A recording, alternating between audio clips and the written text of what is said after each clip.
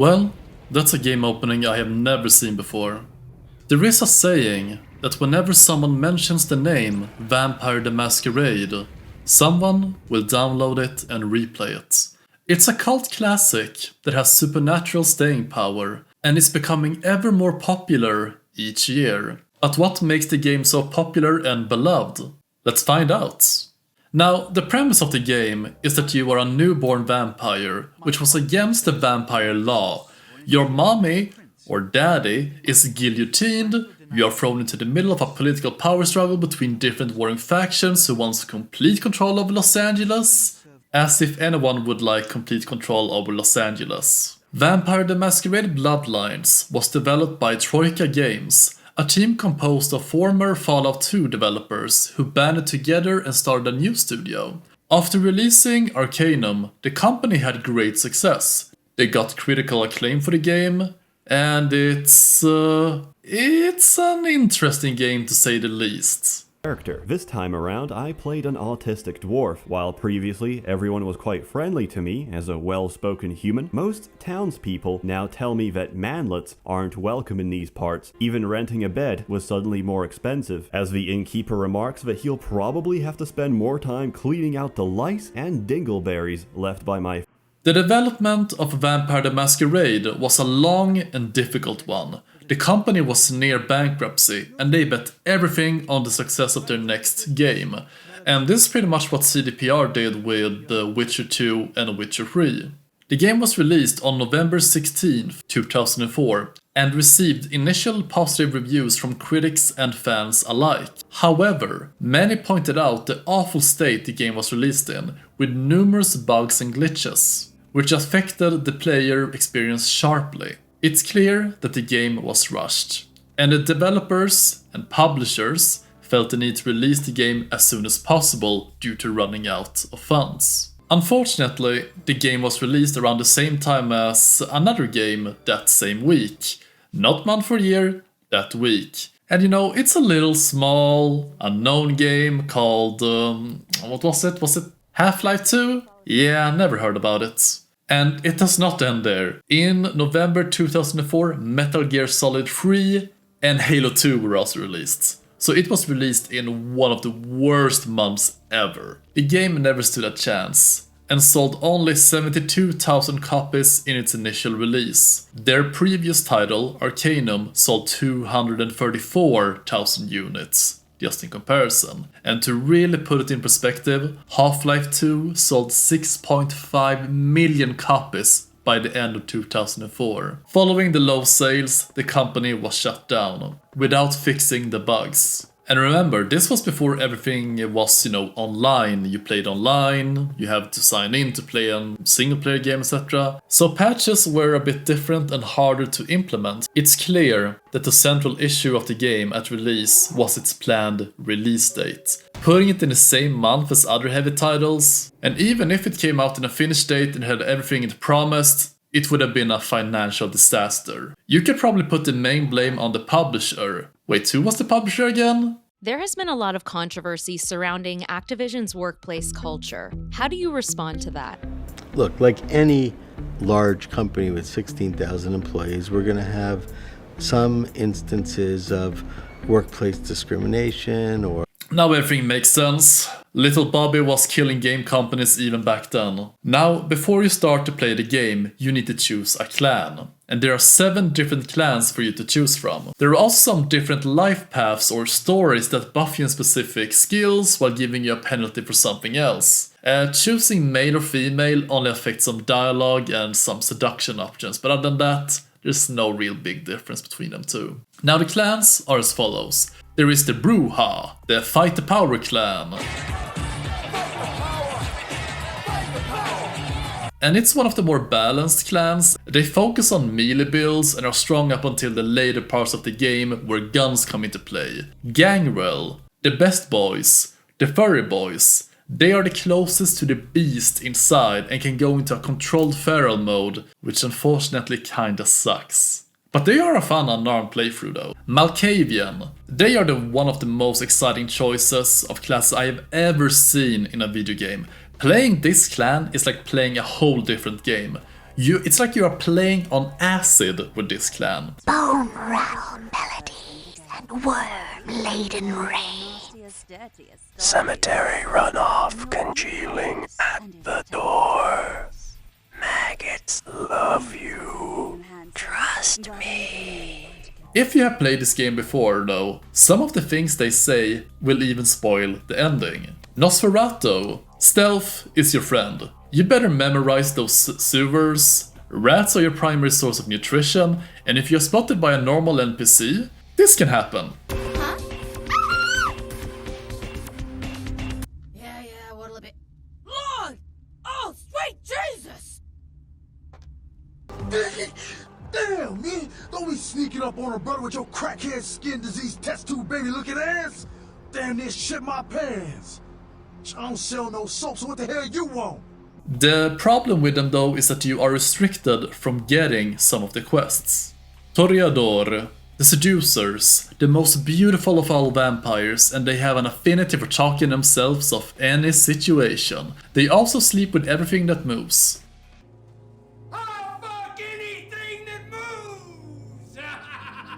They can slow down time with celerity, and they are really good with a combination of this and guns. Premier, the Blood Mages. If you like the color red, this clan is for you. These have some of the most unique spells that only they can use, and they can be quite overpowered in the later stage of the game. Ventru, the nobility that looks down on everything else that are beneath them. You guys all think you're so much better than me. Oh, Meg, that is the least fancy thing I have ever heard. They cannot eat rats or feed on homeless people due to inadequate blood quality. They will instead become sick and puke. Only the best is enough for them, and their specialty lies in the domination of others beneath them. Every clan has one own unique blood skill, so replaying the game with a different clan is always something new.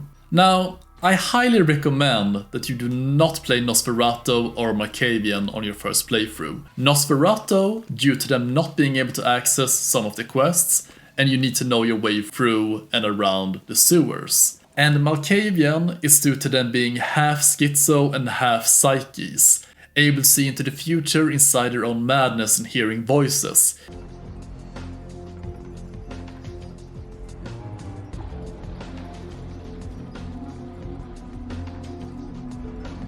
Hey, heard anything? But I highly recommend you do one Malkavian playthrough after your initial playthrough, because all of their dialogue is unique compared to other classes, and it's just something you need to experience for yourself. I cannot explain just how interesting and fun it is to play them. Throughout the game, you will gain experience points that you can use to improve your skills. And I swear, the dopamine in your brain will go wild every time you hear this sound.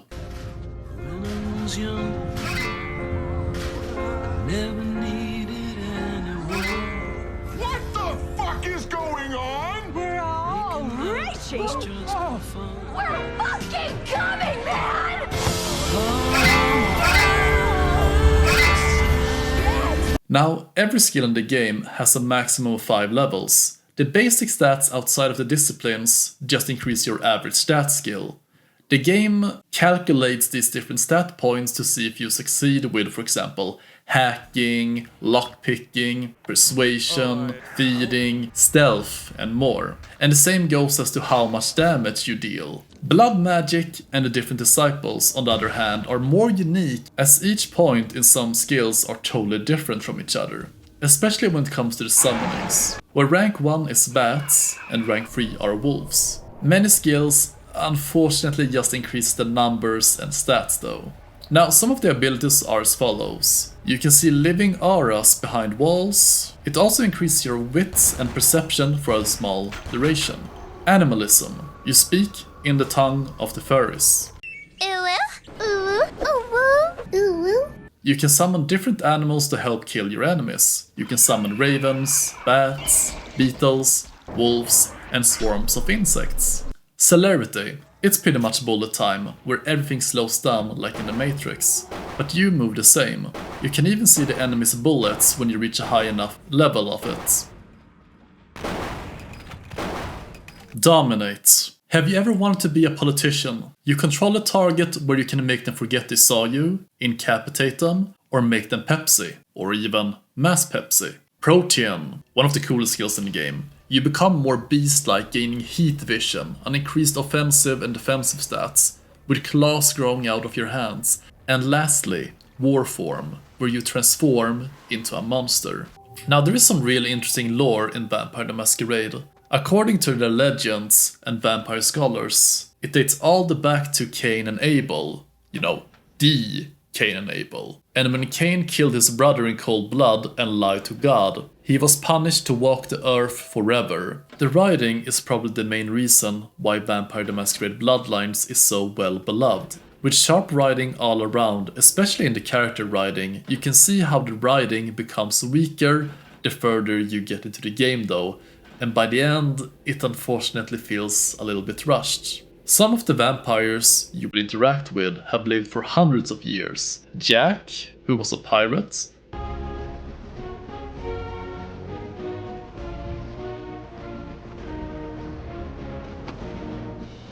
and Croix, who was a sergeant in Napoleon's army.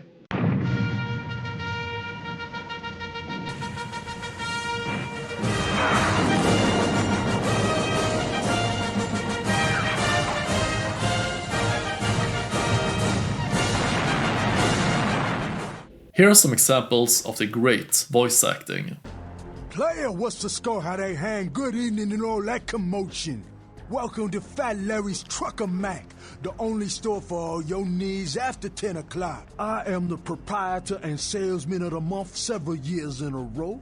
The ladies call me, oh God, but you can call me Fat Larry with a F-A-T, cause I know I got a weight problem, I just don't give a fuck. I'm the finger down your spine when all the lights are out, and the name on all the men's room walls. When I pout, the whole world tries to make me smile, and everyone always wants to know who is that girl. Oh, look what just walked in. I can't imagine you'd get much of a rise out of Vesuvius, being what you are. Maybe I'll have more luck with you. The music and atmosphere in this game align perfectly with each other. It really nailed the early 2000 emo and goth atmosphere with the club music and bands. Every new location is something new, and it does not feel repetitive at all.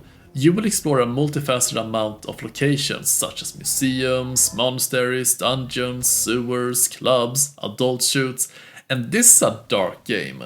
My favorite area has to be Santa Monica. It's quite small, but it's filled to the brim with side quests, NPCs, and the different locations inside of it. Gameplay, it's mainly hit or miss. You can either play as a melee or ranged weapon build, with some slight alterations between them, such as unarmed combat and blood magic. The issue with the melee combat is that it's the same throughout the game. Melee tends to bash the attack key a lot. There is a block option, but I can't get it to work. Something is wrong with it. Range combat is quite different though. It's really weak in the early part of the game, but it gets really strong in the latter parts of the game, when you get access to more powerful guns and the more range combat skill you have. But it's really expensive though, since you need to buy all of the ammunition unless you manage to pick some up. There is a vast variety of weapons both for melee and ranged builds. For example, in melee you start with a tire iron, knives, and you end up with katanas, claymores, and sickles. Guns, you start with revolvers, Glocks, and Uzi, and in the later part of the game, you can get some really interesting weapons such as snipers, flamethrowers, Asug, and dragon shotguns, which are really OP in the later part of the game. There are also items you can buy for money in the stores. You're always on the hunt for more money, and you can purchase ammunition, books, weapons, and armor, and most importantly, blood bags. These come in 3 types: Standard, Blue, and Elder. There are 2 different kinds of damage though: normal damage and supernatural damage. Supernatural damage takes longer to heal naturally. Artifact items. There are many artifacts spread throughout the game, and these artifacts are really cool and unique, and they give special bonuses to your disciplines and stats. and it's everything from increasing the duration of blood buff to provide 2 extra points of skill in hacking and lockpicking. There are also books that you can find or buy throughout the game, and these books, when you read them, they increase a specific skill by 1, you don't know which skill though. But in order to read or use these books, you need a certain degree of research to read. The 2 most essential skills that you will actively use throughout the game is lockpicking and hacking. And lockpicking is you roll your lockpicking skill against the difficulty of the lock, and you can increase your skill by using blood buff. Hacking, on the other hand, is where you need to enter the correct password into a computer old school style, and the password is often nearby or in the same building. And furthermore, there is an option to automatically hack the password if your skill is sufficient. One of the most excellent aspects of the game is the fact that there are so many different options and playstyles to finish a quest. You can sneak through all your enemies to reach the goal, going guns blazing, killing everything that moves, or you can persuade certain enemies, which lets you skip later parts of the level or just finish the quest as a whole. There are also different conversation options that you can choose from, and these are green, intimidation, it's unfortunately somewhat useless, red, control, you force the target to do your bidding, blue, persuasion, and the most valuable one, and pink, seduction. But unfortunately, intimidation is quite useless compared to persuasion and seduction. All of these skills can be increased with skill points though, and I prefer that you only focus on improving persuasion and seduction out of these ones. And seduction is quite unique. It's not often used in dialogues, but instead it serves the purpose of seducing NPCs inside the different dance clubs, which can then be used to freely drink blood at any time. And drinking blood is something essential in this game. By pressing F, you can latch onto NPCs or rats to drink their blood, which replenishes your health and blood meter. In combat, drinking blood is much more challenging, as you need a high unarmed skill to succeed in drinking your enemy's blood. When you succeed, the enemy is stunned and can't move. You can let the meter kill them, since you only lose humanity when killing innocents. Speaking of humanity, humanity is what keeps the beast inside under control. If you have a low humanity score, you have a higher chance of entering beast mode when your blood meter is getting low, and you lose control over your character, who will charge the nearby enemies and attack them unarmed. You good?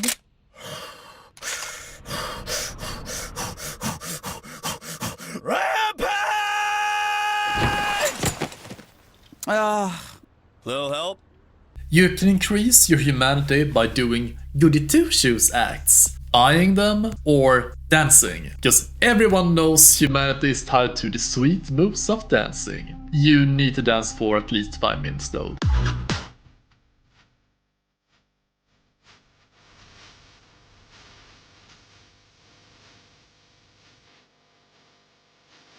Masquerade. You start with 5 of these, and you can lose them in different ways. If you actively attack ordinary people with others around to see, or if you choose specific dialogue options that can harm the Masquerade.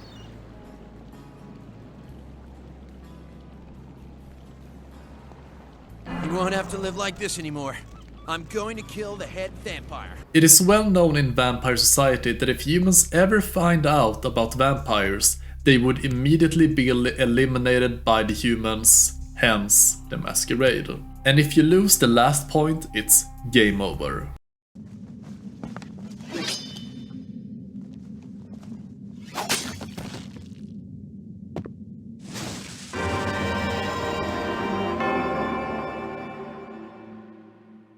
Now, before you start the game, you wanna download the unofficial patch. If you're gonna play the game, you need it. It fixes so many bugs, it improves the textures, texts, and sharpens the graphics. And it also adds a few in-game skips in the warrens, and you are gonna want these. And it also adds some new cut content from the base game. And if you're playing the base version of the game, you might not even be able to finish the game. I played with an unofficial patch and I had some really weird bugs. I accidentally started a new game as a vampire hunter, where one of your abilities is to heal using your faith bar. And when I logged back in on my vampire playthrough, I could no longer use blood heal because it was replaced by the vampire hunter's heal ability. And I can't use it because, well, a vampire has no faith bar, so yeah, I pretty much lost a whole ability and there was no real way to fix it. The other major bug I had was the armor. I was not able to buy any armor in the stores, I could not find any armors in the stores, and if I tried to inspect or remove my armor I already had, my game would straight up crash. So I was stuck with some of the worst armor throughout the game,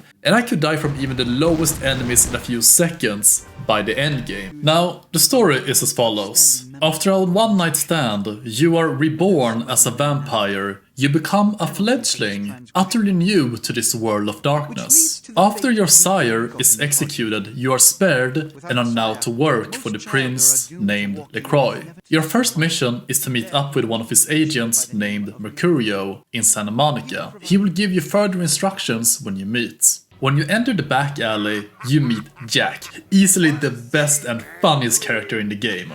You can still be destroyed, but forget the books and the movies. Garlic, it's worthless. A cross? Pfft, shove it right up their ass. A steak? Only if it catches you in the heart, and then it just paralyzes you. Running water? That's no problem. I bathe. Occasionally.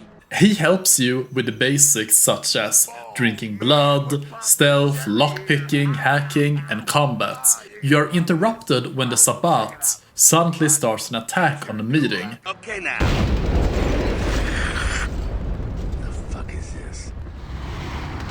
And I have no idea who mixed the sound in this scene. Just watch.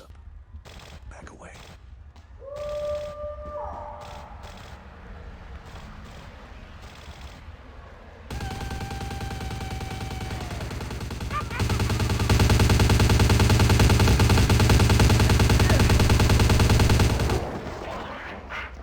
Now, you manage to escape the area and reach your new haven. After reaching Santa Monica, you start in your newly gained apartment, a gift from Mercurio. You have blood bags in the fridge, access to a computer and some money. It's essential that you often check on your computer as some of the emails you get can only be accessed here, and some are quests. There's also a television with news that updates based on your main quest progress, and there's also Dead of the Night playing on the radio, which could probably be classified as ASMR today.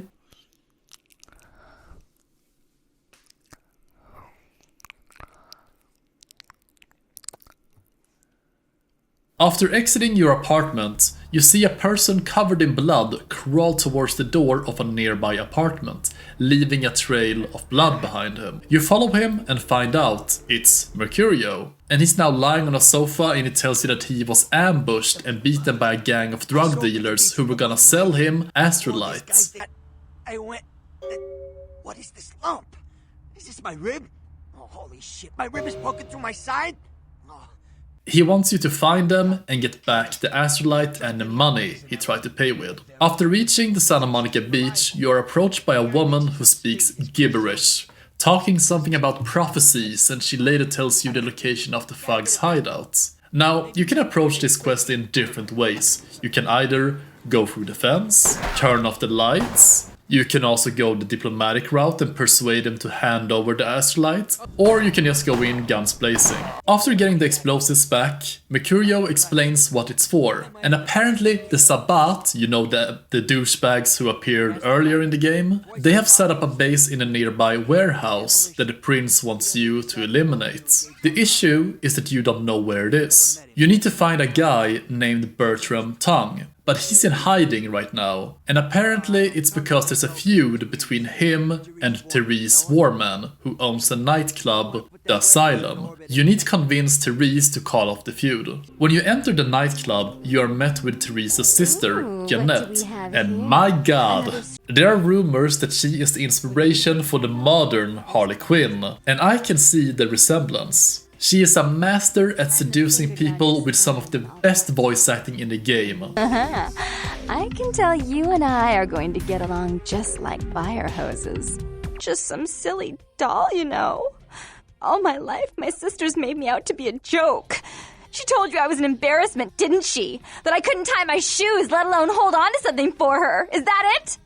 You later go up the elevator to see Therese, where you hear her and Jeanette have a fight, and Jeanette locking herself into the bathroom. Therese is a serious businesswoman who is clearly after more power. She will agree to a deal to end the feud between her and Tang, but first, you need to do her a favor. She has bought some real estate, more specifically, the Ocean House Hotel.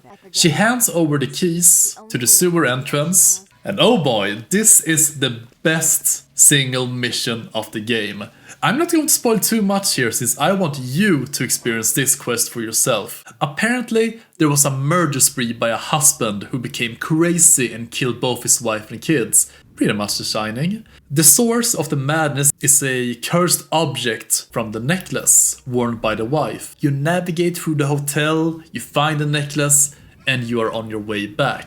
And this quest alone puts other full-title horror games to shame. This level in itself is one of the scariest missions I have ever played in a game. After reaching the asylum to give Therese the necklace, she's away on other business, but Jeanette is there, and she tries to smooth talk you into giving her the necklace. You can give her the necklace, but Therese would not like that. But if you decide to not give Jeanette the necklace, she wants you to instead go to the nearby art museum and slash some paintings and steal the charity money. But first, you need to get inside. And you can either get in by lockpicking, bending some bars with strength, or persuasion with Shunk. Hey, hold on a minute there. I'm afraid you are committing a 351. That's trespassing on private property. I'm gonna have to ask that you vacate the Huh? What call are you talking about there, Chief? Alright, I know this guy is a fan favorite, but personally, I cannot stand this type of characters. I swear, Hunk from the Far Cry games is the same person as Shunk. Deuterino! I found the third statue, man. That monkey god, he has got to forgive us now. You just gotta forgive us, monkey god. Us? Yeah, us, man. Tap bros are one for all. Why do you keep calling me that? Because we link by ink. I don't have any tattoos. Bonded. And it's just more annoying than entertaining. Anyway, this is not the last time you're gonna see him, unfortunately. You get inside, and your mission is to slash 4 different paintings depicting Cain and Lilith in the correct order. And this summons a blood creature that you need to defeat, and my god, this is the first real fight in the game, and if you are not careful, he is going to kick your ass. After getting back to the asylum, you meet with Therese, who is livid at the fact that you destroyed the art gallery, which was hers. She gives you one last chance. Go to the diner on the other side of the street and meet with Jeanette. In the diner, you don't find Jeanette, but there is a nearby phone ringing.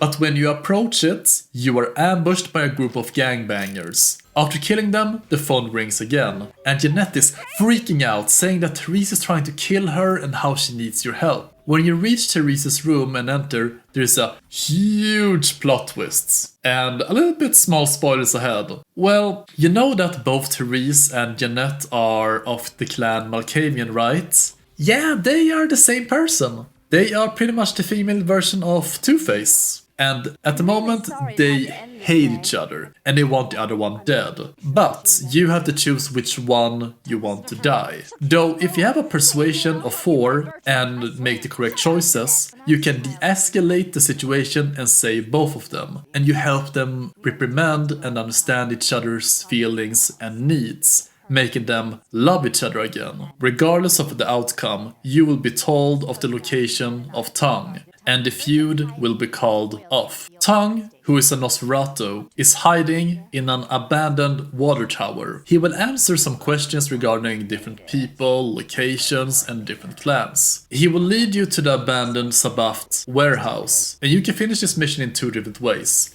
stealth or pew pew. You plant a bomb inside the train rail office, and now you have a timer to escape or you will explode and die. The bomb explodes, and you meet a wolf who transforms into a furry.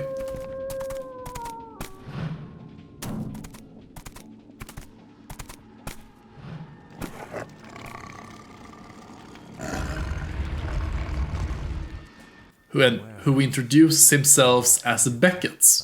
Beckett is a scholar of the furries, vampire history. He and others have felt some strange, ominous feeling in the Santa Monica area recently, and are investigating. He bids you a good day and leaves. You are to meet with the prince in downtown. A taxi will take you there, and this opens up the fast travel mechanic and also the world map. In downtown, you are dropped off the taxi, where you are immediately ambushed by a Sabbath member who hits you in the back of the head. A gang of them now circles around you, wanting to kill you, even going as far as to break the fourth wall, talking directly to you on the other side of the screen. Boys, I think we could all use a little entertainment. Those of you sitting in the first few rows will get wet. You are saved by Nines Rodriguez, who plays chicken with the Sabbath vampires, revealing a hand grenade. He tells you to meet him later at the bar the last round. When reaching downtown, you head straight for the prince who lives in a penthouse, and security guard is Shank. The prince congratulates you for a job well done. He admits that the trial is not something anyone could have handled. The prince sees the potential in you and wants you to do some reconnaissance. A cargo ship has been impounded after reaching LA. Control tried to contact them, but there was no response. Everyone on the ship is gone, as if they all suddenly disappeared somehow. You are to investigate the ship's cargo, an Ankaran sarcophagus. He wants to make sure what happened on the boat had nothing to do with this object. The prince wants you to do 3 things. 1. Examine the sarcophagus for anything unusual. 2. Find out what the police knows so far. And 3. Steal the cargo manifest for the ship. And under no circumstances, open the sarcophagus. Now you infiltrate the boat and talk to the guard who is working there for the prince. He lures away a guard, and you are now free to investigate. As with many other quests, you can choose your approach here. You can either hack a computer and see the sarcophagus on the monitor instead of having to sneak by multiple enemies to reach the actual sarcophagus. And after reading the manifest, it seems that it was opened from the inside, which makes it so much more creepier.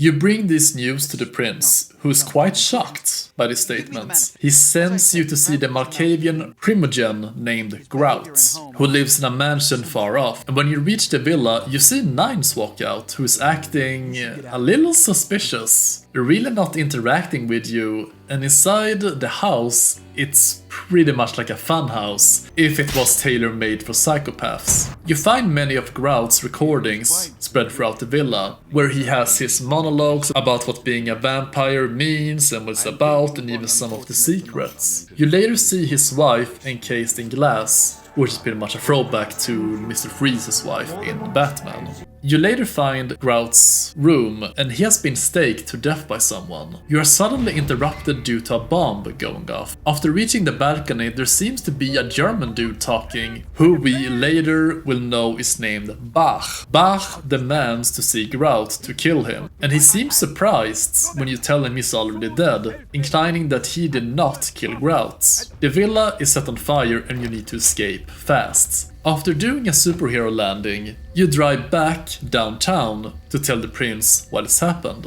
After meeting with the prince, he again gets visibly shocked to hear that Nines came out of Grout's mansion and assumes that he is the killer of Grout and ponder whether or not to call a blood feud on Nines. It seems that the Ankaran sarcophagus was taken by the police and delivered to the local museum. You are to gain access to it.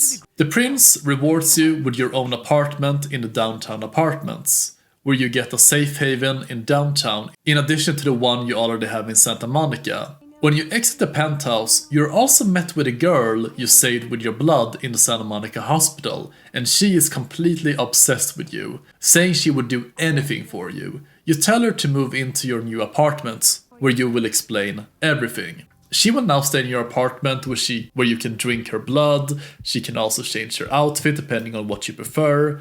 I personally prefer the goth option.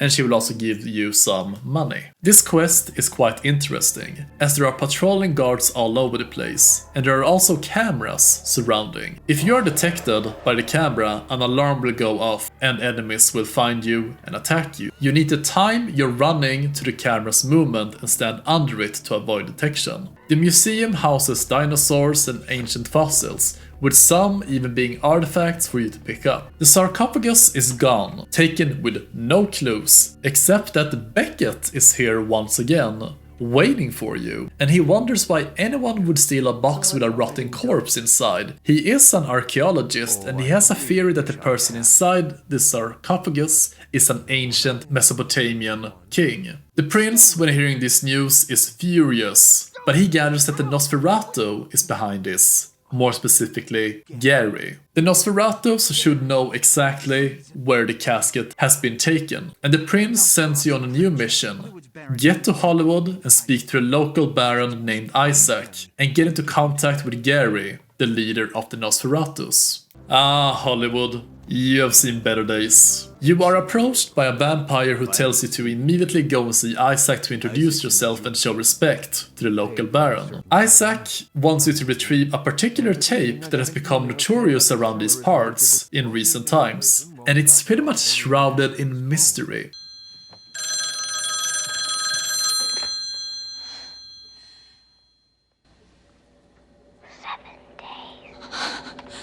He has a contact that he wants you to go and see. When you meet up with his contact, he is clearly nervous and detached from reality, talking about being watched and stalked everywhere he goes ever since he got the tape. He tells you that the tape is with Ginger Swan, and all of a sudden he thinks he hears something and he runs off. You listen to him shout and you follow around the corner, but you only see a sewer lid slide close. Something is definitely up with his tape. You bring the tape back to Isaac and play it. This is a VHS tape, and for being 2004, this is pretty well made cutscene. And the video depicts a woman who runs for her life from what I can only call bloody geodudes, who hunt her down inside a house that brings the Texas Chainsaw Massacre house to shame, with everything being made out of human tissue and bones. She is cornered and killed. But at the end of the video there is a logo, Death's Head Studios. Isaac concludes that this fulfills the suspicions about the disappearance of the Nosferatus. As the same time the tape became notorious, the Nosferatus stopped communicating. And these creatures were probably made to chase the Nosferatus out of the sewers. He now tells you to find the distributor of the VHS. Apparently, Death's Head Studios does a lot of questionable content down in a hidden basement. You are suddenly ambushed by the Geodudes that are busy killing everyone involved in the filming. You find the full-length unedited VHS tape and bring it back to Isaac. You now watch the full tape that reveals the location of the filming of the tape, which is in a villa in the upper Hollywood area. You reach the place, you sneak inside, and just as in the video, it's bloody and messy and full of geodudes. You find the basement in a building and you're introduced to the Sabbat's leader, Andre, who is a blood mage. And he likes to transform people, ordinary people, into these abominations, and which he calls beautiful. The boss fight is, well, it's quite easy if you have celerity and you use guns. You know, he will teleport around the room while spawning Geodudes. It's an easy peasy boss fight. Unfortunately though, the worst part of the game comes now, the warrants. And I swear, sewer levels are never ever good, and I cannot understand why people like them. I cannot understand that. This has to be the worst sewer level I have ever played through. First of all, you are lost, with no idea where to go, and the area is filled with geodudes. It's also filled with that creature from 300 and a reject from the human centipede. These tunnels go on forever, and the enemies feel endless. And these creatures feels like mini-bosses. But there are like 6 of every single one of them, and if you are low on ammo, then too bad, suffer. If you don't have a map, suffer! You are going to be lost. But thank God, the unofficial patch added 2 different ways to get down to Nosferatu hideouts, where you need to enter a code and you can skip the whole level, and thank God, because I refuse to run the gauntlet. I just wonder what the hell the developers were thinking when making this level. Was there only one employee present that day, making all of this? I can imagine many people quitting the game when reaching this level. And before the skips were introduced, just playing the base game, yeah, no thanks. I understand why the sewers in the main hubs were created, especially for Nosferatus to sneak around and travel around the map. But this is just a huge mess. Anyway, you finally reach a missile launch pad and find a note telling you to jump down into the mists. You fall into a pool of water and you are finally in the Nosferatu hideout. Here you also find 2 side quest givers, a hacker/nerd who wants you to spy on different places and will plant cameras in your mailbox for you to use. And all the other quests that comes from this guy will be on your laptop. There's also the former supermodel, Emalia, who was transformed by Gary due to a sick joke. And she is petty as hell now. She hates the new and current supermodels and she wants you to plant cameras so you can ruin their lives. And the worst part of this side quest though, when you finish it, you need to run back to turn it in. And I hate running between the Nosferatu hideout and Hollywood. It just sucks. You meet up with Gary, and he's a fan favorite with a lot of sass, especially if you're playing as Toreador. Gary hates them because, well, they're beautiful and sexy, the complete opposite of the Nosferatus. And you can get some really unique dialogue here with a lot of banter. Behind you, boss. Boo! On guard, Toreador. You vainglorious narcissistic poser. How I loathe that Now, he wants you to locate a missing Nosferatu who went missing in Chinatown. Also, he informs how vampires from the east have started to gather there, or more well known as the Kuai Jin, who are in control of Chinatown. You are to meet up with Ming Xiao, the leader who has more information regarding the missing Nosferatu, and only after this will he give you information about the sarcophagus. Now, before we head into Chinatown, let's talk a little bit about the different side quests throughout the game. And there are many fun side quests. One involves you breaking into a graveyard where you find a shed with a man inside who's named George Romero. Now his job is to keep all the undead inside the graveyard throughout the night and not let anyone escape from the graveyard. He really wants to go and buy some beer though, so he asks you to keep an eye out of the place while he goes away. You get access to his guns and a timer appears. You need to keep the zombies away from the 2 main gates, which you need to run between, back and forth to thin out the zombies. They are tanky but weak to headshots. After surviving the timer, you are rewarded with experience, cash, and it teaches you to shoot better with firearms. There's also another side quest where you pretty much need to find out about a plague that's spreading in downtown. Vampires have started to spread a plague to humans and homeless people. And if a vampire drinks out of any one of these, they will get sick and die. And this plague is just spreading more and more because they are just biting and spreading this to every homeless person in downtown and even normal people. So it's your job to find the plague spreaders. There's also really interesting quests where it's pretty much a paranormal activity quests before Paranormal Activity came out. And it's really gruesome and cool as hell to play. You enter an abandoned building and there are these ghost patrol or ghostbusters-ish. They want to find, footage of the paranormal activity or paranormal, ooh! And suddenly they are all being killed by a paranormal creature that you can't see.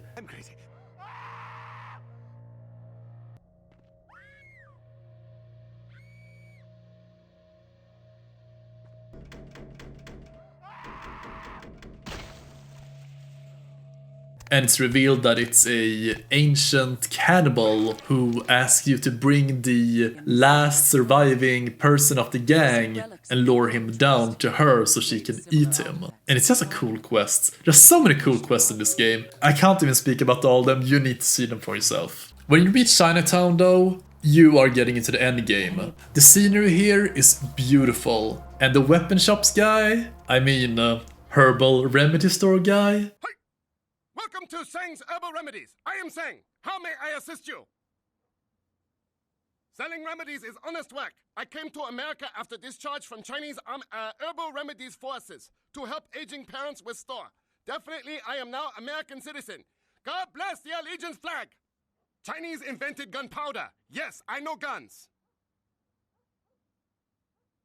Hold on, please. These are good remedies for many problems. No credit cards.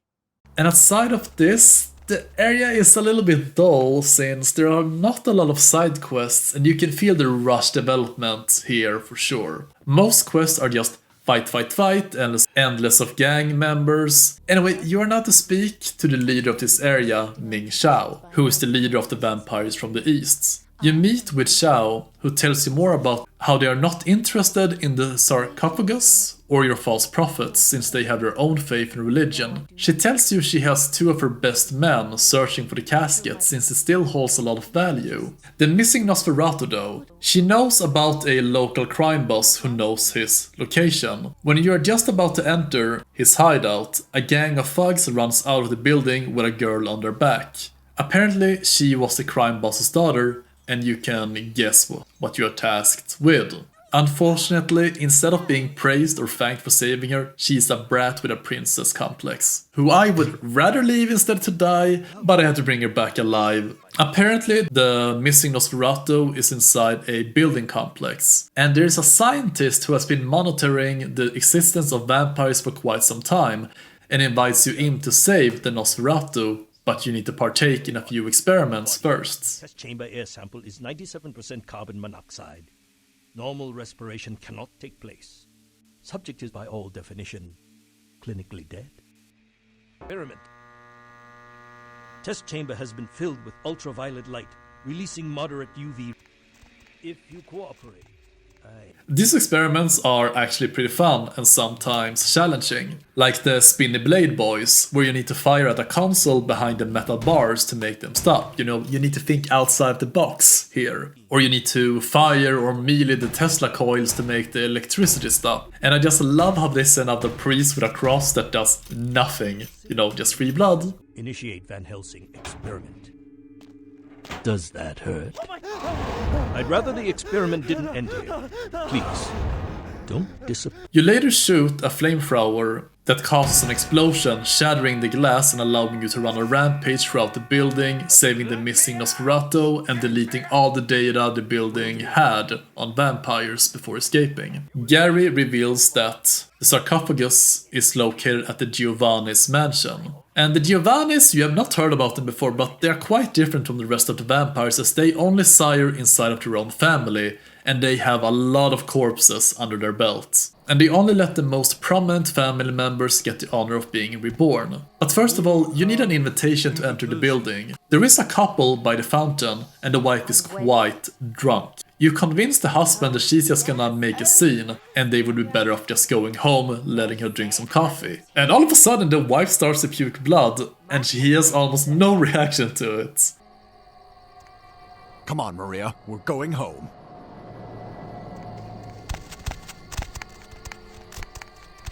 You pick up the invitation and you go in. You meet with one of the potential members and she leads you down into the Giovanni crypt, which is filled with, well, you guessed what? More zombies. After running in circles, you find that the two agents of Xiao are already here to take away the Ankaran caskets. They tell you that Xiao has made a deal with the prince, and that the casket was part of the deal. A fight starts for the casket and they know Kung Fu because they can teleport and fly through the air. But unfortunately, they are easy to deal with if you have celerity and firearms.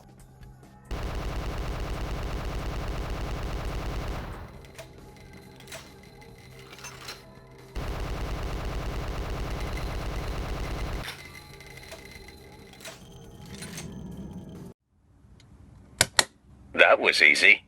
You pack the casket into a truck and drive back to the prince in downtown. You confront him in a matter of Xiao's agents telling you about them being in league with the prince. He of course denies all of this and tells you how Xiao is trying to destabilize the Camarilla by making the prince look bad and spreading awful rumors. The issue is though, you can't really open the sarcophagus though, since you have no idea how to open it. Beckett is also here and it tells you how there is a world famous archaeologist named Johansson, and also he is Norwegian. Unfortunately, he has been kidnapped by the vampire hunters and Bach that you met at the Grout Mansion, and has taken him as a captive to bait and lure out LaCroix to the monastery in Malibu. You need to rescue him and bring him back to understand exactly what is missing from the caskets.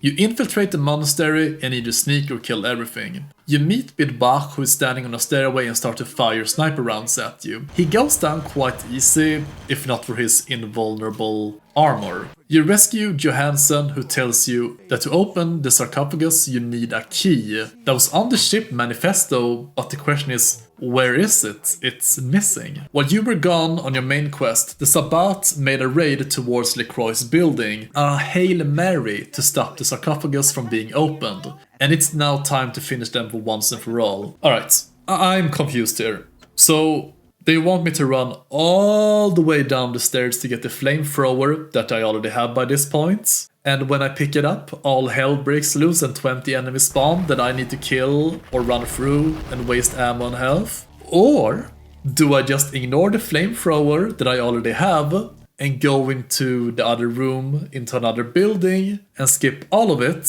Okay.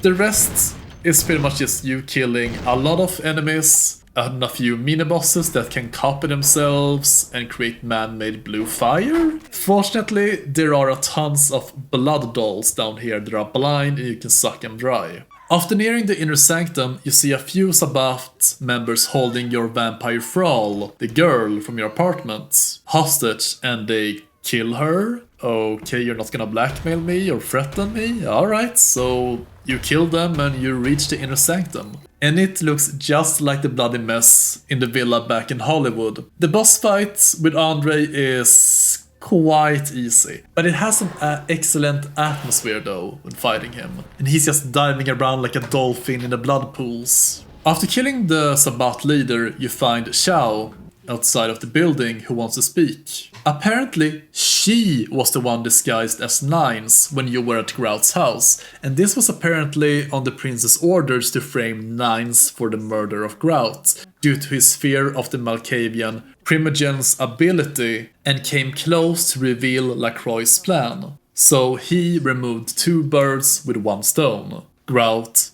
and Nines. She also explains how her and LaCroix had a deal to drive off the lesser factions from the city, such as the Anarchs. Furthermore, she says the key to the sarcophagus is within Kuei Jin's hands, far away from the prince. LaCroix congratulates you for a mission well done, for killing the Sabbat leader. He once again brushes off the accusations against him by saying no vampire would ally themselves with those eastern ones. And she just wants to start a civil war.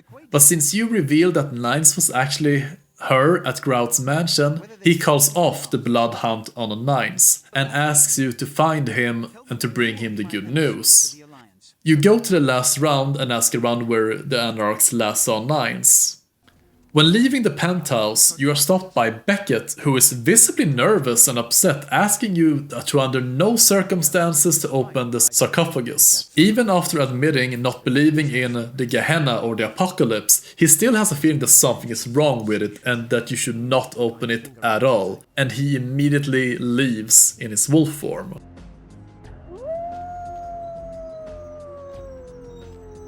At the last round, when you try to find Nines, Damsel gives up the information. We told him Nines didn't do it.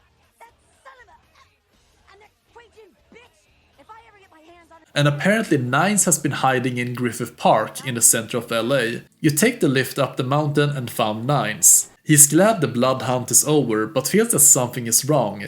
Someone has started a fire in the nearby forest, and Nines did not hide here just for the scenery. This is werewolf country. Nines is suddenly grabbed by one and tumbles down the mountain. You see on the horizon a massive hulking werewolf.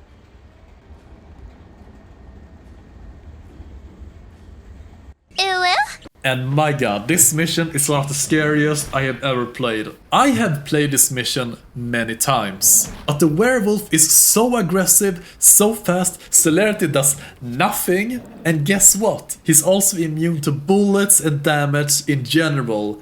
And the lift is coming back up in 3 minutes, so you need to survive until then. So it's pretty much a cat and mouse game for these 3 minutes. Oh, dude, don't even try to hide inside the observatory. That boy is breaking down through doors, walls, and windows. But there is one secret way to kill him though. You need to turn on the electricity in the nearby shed and open the observatory dome doors. You need to lure the werewolf in, and when he's halfway through, you close the door and they crush the werewolf to the death, earning you more experience points than if you'd have just waited for the time to end and escape. Down the lift you are met with Jack, who is stressing about the fact that the sun is about to come up and you need to escape back to your haven fast. Jack explains how LaCroix tricked you and he was the one behind the forest fire.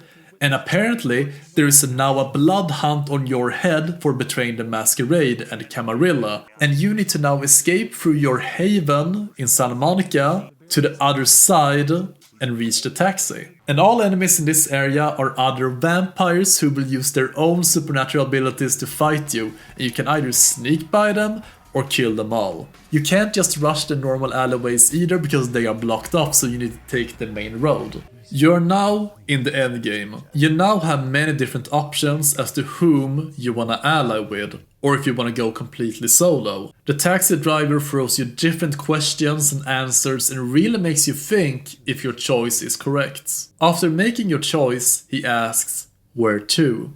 And you can refill your blood and ammunition by visiting different stores throughout the map. There are 2 optional levels now, the Kwai Jin and the LaCroix building. You invade the Shao Temple, and you have the choice to skip a huge part of the section if you finish the anime side quest where she will open a portal for you. Otherwise the temple is full of ninjas, traps, fire crossbows, and this part sucks. These bamboo spear traps are annoying as hell. There are enemies in every wall who will jump out and fight you. Puzzles that makes no sense, especially the 4 Jade puzzle quest. And so how is the final boss? It's one of the worst. It's actually one of the worst boss fights I have ever seen. And if you're a melee build, have fun, buddy. Because Shao transforms into... Yeah, I have watched way too much Squid to see where this is going. And she will attack you with her tentacles, she can copy herself, and that's pretty much it. Her health pool seems infinite. I had to waste so much ammo to kill her, and thank God I went with a range build.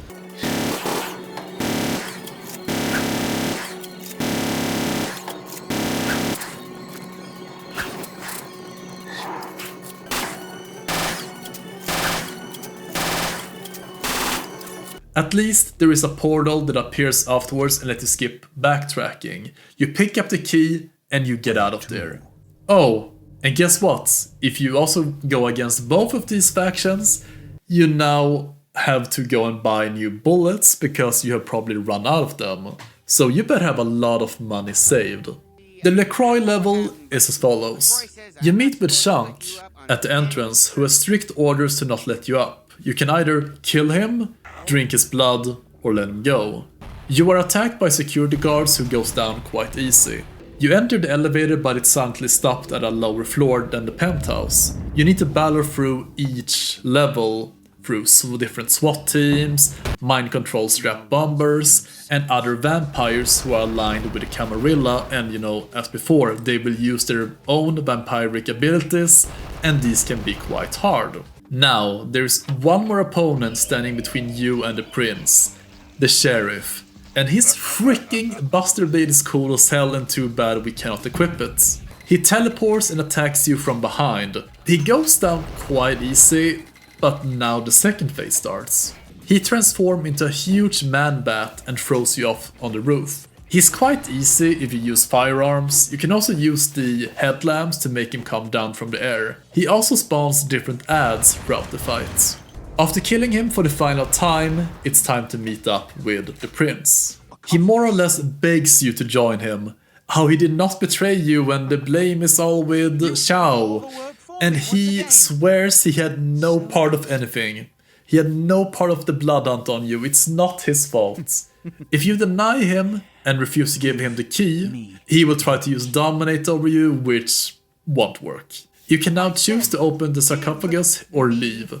All in all, this level is quite good compared to the Shao level. With many different enemies, you know, no bullshit traps, no bullshit walls, and no bullshit boss, and it has a pretty satisfying last fight with the sheriff. There are multiple endings in Vampire the Masquerade. You can side with the Anarchs, and you have to defeat both Ming and LaCroix. The ending is not that different, it just ends with the building blowing up, and not much else. You can also side with Ming, but if you side with Ming, you only have to defeat LaCroix, you don't have to go through her level.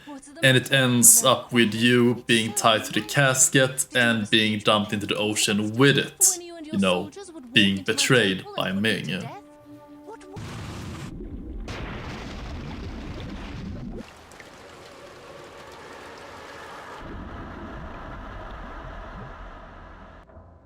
There's also another ending with Strauss, or rather a Camarilla ending. Strauss, who is the primogen of the Tremere clan, wants a change in leadership, and that the casket should not be opened for now, and it ends with a huge warehouse where the casket is being taken away into. Pretty similar to the Indiana Jones ending.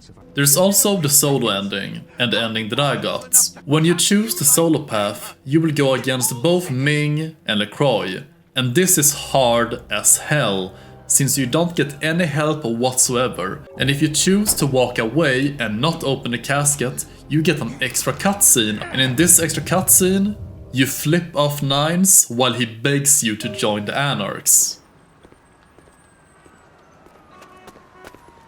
Damn. Kid, I knew your reputation, but hell, I don't think any of us could have done LaCroix like that. Kid, where you going? Hey, hear me out.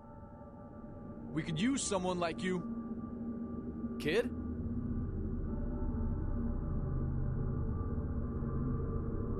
There's also a hidden meme ending, but you need to be Malkavian to unlock this ending, and do I even need to say more? I can't lose. I will open the sarcophagus. I'll build an empire. It won't end here.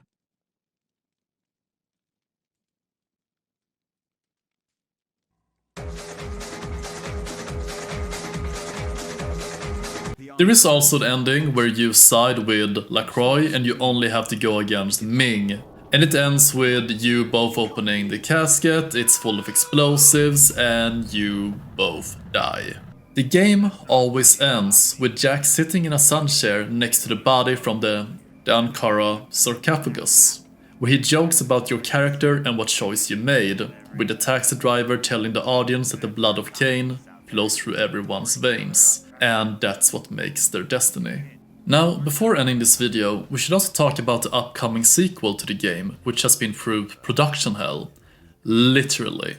With the initial studio being fired after showing what they had come up with, and replacing it with a company that has low experience, or rather next to none. Also, they kicked off the main writer who wrote the first game. The game has already been in numerous controversies with lackluster combat, setting, plot, and characters. Furthermore, recently there was a dev update where they talked about the new team and the game, and holy smokes, apparently there are only going to be 4 playable clans at release date, with 1 or 2 being paid DLC. And rumor is 1 clan is gonna be day 1 DLC. I have no idea how this is possible, but a game back in 2004 had 7 playable clans and now we only have 4. Oh, and it does not stop there. We now play as an elder vampire from Armenia, who was embraced in the 17th century, who has a buzz cut hair that all the current strong female characters have. And it seems that there's gonna be a voice in her head, so, you know, 2 people in one mind.